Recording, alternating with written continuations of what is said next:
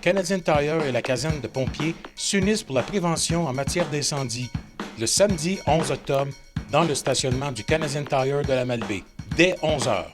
Le jeu gonflable du chien pompier, des cadeaux pour les enfants, des brochures informatives, tirage d'avertisseurs de fumée et beaucoup d'autres. Si un incendie se déclarait dans votre maison pendant que vous dormez, imaginez toute une vie s'éteindre à tout jamais. Tout ce que vous avez bâti durant votre vie part en fumée. Tout ça à cause de l'absence d'une pile dans votre avertisseur de fumée. Ça prend des avertisseurs de fumée dans chaque pièce. On doit en avoir un par étage, si on a un bâtiment qui est plus d'un étage, et un dans chaque chambre, si on dort la porte fermée. Surtout si quelqu'un peut dormir la porte fermée.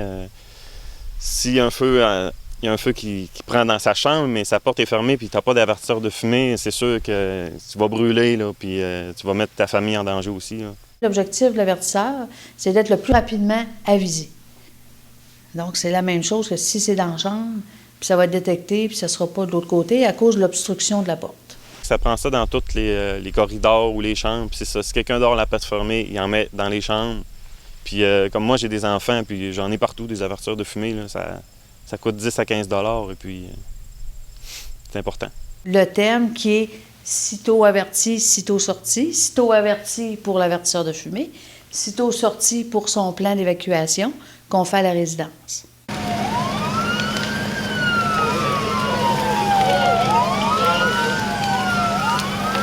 Malheureusement, on note la majorité des décès la nuit. Bien, les gens dorment, sont moins alertes. Souvent, bien là, il n'y a pas d'avertisseur de fumée ou non fonctionnel. Non fonctionnel soit par l'âge, soit parce qu'il n'y a pas de batterie. Ça peut être aussi mal positionné, donc pas une rapidité de détection. Le nombre de décès, c'est causé beaucoup plus, pas par le feu, est causé par la fumée qui respire. Donc, le monoxyde de carbone qui est dedans, donc, ils font de l'asphyxie à ce moment-là. Il y a un avertisseur de fumée qu'on appelle la ionisation et l'avertisseur de fumée photoélectrique. Fait que, normalement, ce qu'on achète, c'est toujours une ionisation qu'on place généralement près des chambres à coucher, dans les corridors. Et si c'est proche dans une cuisine ou proche de la salle de bain due aux vapeurs, il est préférable d'acheter un photoélectrique. Lui, c'est un modèle auquel il n'y a pas de date. Des dates, c'est soit à l'arrière pour la date de la fabrication ou soit maintenant, ils ont toute la date sur le côté. Fait que ici, on voit qu'il est bon jusqu'en 2018. Donc, c'est ça qu'il faut faire. C'est que ça a une durée de vie de 10 ans. Fait que si on dit, oui, mais chaque matin, mes toasts, il part pareil, effectivement, ça peut arriver qu'il ait 11-12 ans puis il parte pareil. Par contre, il est prouvé que la fiabilité de la cellule dure 10 ans. Fait que c'est pas parce qu'il est parti à matin sur les toasts qu'il va avoir une fumée d'incendie la nuit puis qu'il va partir. Fait que c'est pour ça que, pour être sûr de la fiabilité, c'est 10 ans et on les change. Bien, les piles, c'est 2 fois par année, au changement d'heure, à moins d'avoir... Aujourd'hui, il existe des avertisseurs de fumée qui sont scellés. Donc, ils durent 10 ans. Fait que quand on fait le choix, bien, il faut regarder. Si c'est un scellé 10 ans, bien, à ce moment-là, il n'y a pas de changement de pile possible. Il ne s'ouvre pas. Sinon, si c'est normal, comme lui ici, bien, c'est aux 6 mois, changement d'heure, changement de pile. Les avertisseurs de fumée électrique aussi, on n'a pas juste la batterie. Il y a certains modèles qui sont juste électriques, puis les nouveaux modèles, depuis les dernières années, ils ont électrique et à batterie.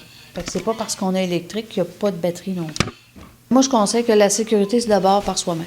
Fait que s'il n'y a pas d'avertisseur de fumée, bien, peut le demander à son propriétaire, mais sans attendre, il faut en avoir un. Fait que aller acheter un avertisseur de fumée, l'installer, suivre les recommandations de l'installation.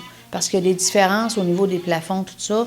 Ils font des schémas pour représenter peut-être la façon que votre appartement ou votre maison est faite. Fait qu'ils vont vous indiquer comment le placer.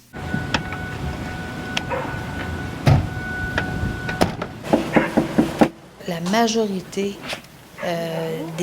si on parle des anomalies qu'on peut rencontrer, des choses qui n'est pas présentes, demeure toujours au numéro 1, l'avertisseur de fumée. Il a l'étayeur, puis il dit qu'il n'y a pas rien dedans. Là. Fait qu'on va attendre un peu, il reste en ligne, puis il y aurait des petites affaires. Pas de pile, aucun avertisseur de fumée. Fait qu'on rencontre ça encore régulièrement lors des visites. C'est malheureux. C'est vraiment malheureux. Les raisons, l'avertisseur est tannant parce qu'il crie tout le temps et ça me dérange. J'ai pas regardé, je le savais pas. Ou, mon propriétaire m'en a pas mieux. Ça, c'est des raisons aussi. Mais c'est pas une raison. C'est une raison, c'est on assure sa propre sécurité. Hein. Ça commence par soi-même. Fait qu'on assure sa sécurité, on se met de l'avertisseur de fumée ou plus selon les habitudes de la maison ou le nombre d'étages.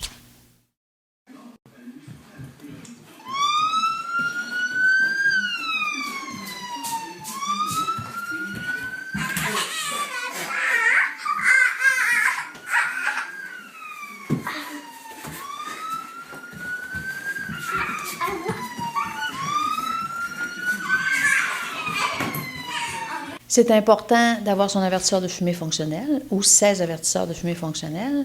Ensuite, faire son plan d'évacuation. Parce que son plan d'évacuation, c'est de voir en famille s'il arriverait malheureusement quelque chose, comment qu'on sort, où on va dehors. C'est important d'être visible à l'extérieur à l'arrivée des pompiers parce que la première chose à faire, c'est de nous dire si vous êtes tous évacués et vous êtes où.